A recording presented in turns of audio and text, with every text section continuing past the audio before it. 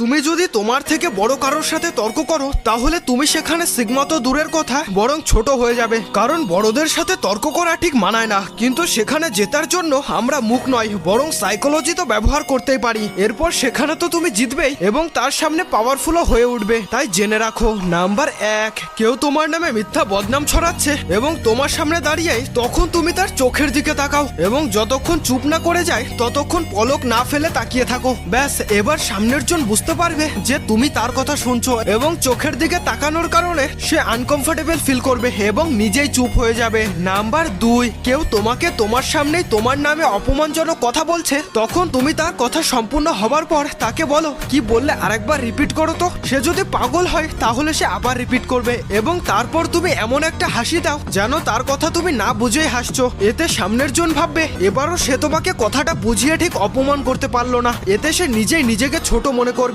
এবং তুমি চুপ থেকে উইনার হয়ে যাবে। আর হ্যাঁ, সিগমা আর্মিরা সময় থাকলে তোমার নামের পাশে একটা সিগমা ইমোজি দিয়ে কমেন্ট করে যাও।